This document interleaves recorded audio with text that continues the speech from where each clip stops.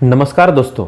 वैसे तो भारत में मुगल साम्राज्य से पहले कई विदेशी राजाओं और मुगल साम्राज्य के बाद ब्रिटिश सरकार ने शासन किया, लेकिन आज इस वीडियो में हम बात करेंगे मुगल साम्राज्य का संस्थापक बाबर के बारे में। आखिर बाबर को मुगल साम्राज्य का संस्थापक क्यों कहते हैं और बाबर को भारत में किसने बुलाया और क्यों आया, और फिर बाबर जब भारत में आया तो भारत में क्या हुआ, आइए इस वीडियो में समझते हैं। दोस्तों, बाबर की कहानी तब शुरू हुआ जब मात्र 11 साल की उम्र में उनके पिता उमर शेख मिर्जा का अचानक डेथ हो जाता है, क्योंकि बड़ा बेटा होने के कारण अब परिवार का बोझ उनके ऊपर आ चुका था। और फिर 11 साल की उम्र में ही बाबर को उनके पिताजी के सिंहासन पर बिठा दिया गया और इस वजह से उनको रिश्तेदार का काफी विरोध का सामना करना पड़ा, क्योंकि उनके रिश्तेदार चाहते थे उस सिंहासन पर बैठना, न कि बाबर को 11 साल की उम्र में बैठाया जाए।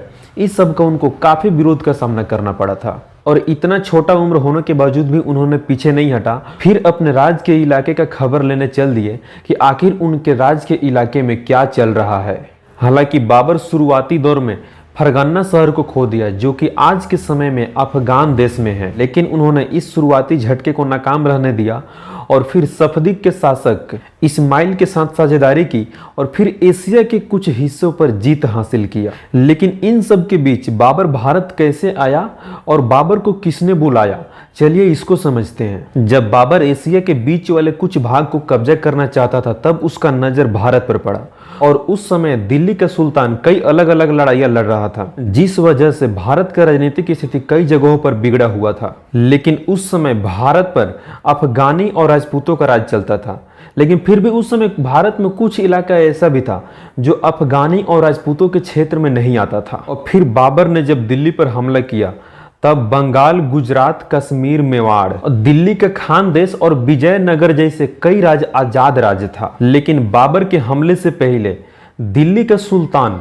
इब्राहिम लोदी का चाचा आलम खान को बाबर का बहादुरी और उसका अलग अलग राज्य का शासन बहुत पसंद था, लेकिन वह इब्राहिम लोदी के काम से बिल्कुल खुश नहीं था। इसलिए इब्राहिम लोदी के चाचा आलम खां लोदी ने दौलत खां के साथ मिल करके बाबर को भारत आने का संदेश भेजा और बाबर ने इस संदेश को पूरा खुशी से एक्सेप्ट कर लिया, क्योंकि उसका पहले से ही भारत पे नजर था कि वो भारत पर राज करे और वह इस मौके को नहीं गंवाना चाहता था। आलम खान और दौलत खां बाबर को पानीपत की लड़ाई के लिए बुलाया था, लेकिन बाबर ने इस लड़ाई में जाने से पहले 1-2 बार नहीं बल्कि 4 बार अच्छी तरह से जांच पड़ताल किया, उसके बाद गया। इसी दौरान मेवाड़ के राजा राणा सिंह ने भी बाबर को इब्राहिम लोदी के खिलाफ खड़ा होने के लिए बोला, क्योंकि राणा सिंह का इब्राहिम लोदी के साथ पुराना दुश्मनी था। इसलिए उसने भी बाबर को संदेश भेजा कि वो आकर के इब्राहिम लोदी के खिलाफ लड़े और इब्राहिम लोदी से पानीपत की लड़ाई लड़े। इन सब के चलते बाबर ने इब्राहिम लोदी को पानीपत के युद्ध के लिए ललकारा और फिर अप्रैल 1526 में बाबर ने इस पानीपत के युद्ध को जीत लिया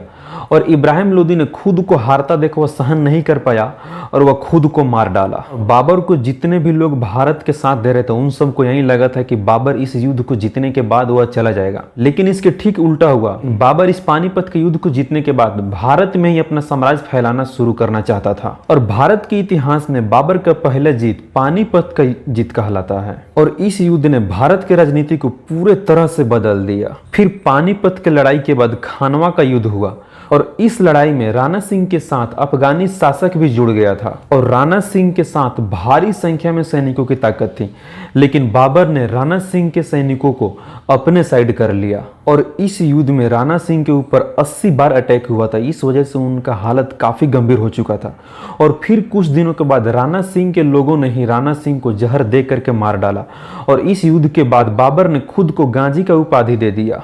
इसके बाद फिर चंदेरी का युद्ध 29 जनवरी 1528 में मुगल साम्राज्य और राजपूतों के बीच लड़ा गया और इस युद्ध में भी बाबर का जीत हुआ और फिर घाघरा के लड़ाई में भी बाबर का जीत हुआ और ऐसे ही एक के बाद एक लड़ाई जीतने के बाद बाबर का मुगल साम्राज्य का भारत में स्थापना हुआ और ऐसा कहा जाता है कि बाबर कई अलग अलग शादियां किया था। तो चलिए उसके बारे में भी थोड़ा सा बात कर लेते हैं। आखिर बाबर कितना शादी किया था और उसके कितने संतान था। दोस्तों, इस बात को जानकर के आप हैरान हो जाएगा कि बाबर 11 अलग अलग शादियां किया था, जिनके नाम आयशा बेगम, जैनाब, मुबारिका, गुलरुख, गुलनार, दिलनार, नाजगुल, सलीहा और महान थी।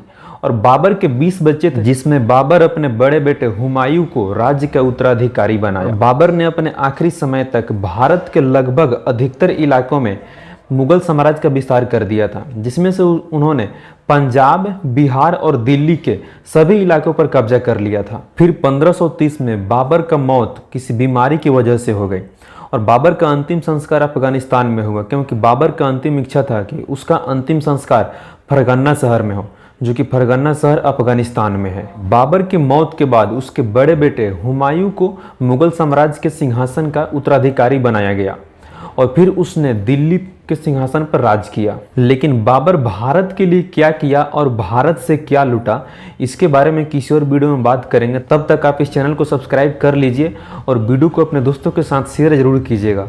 तब तक जय हिंद, जय भारत।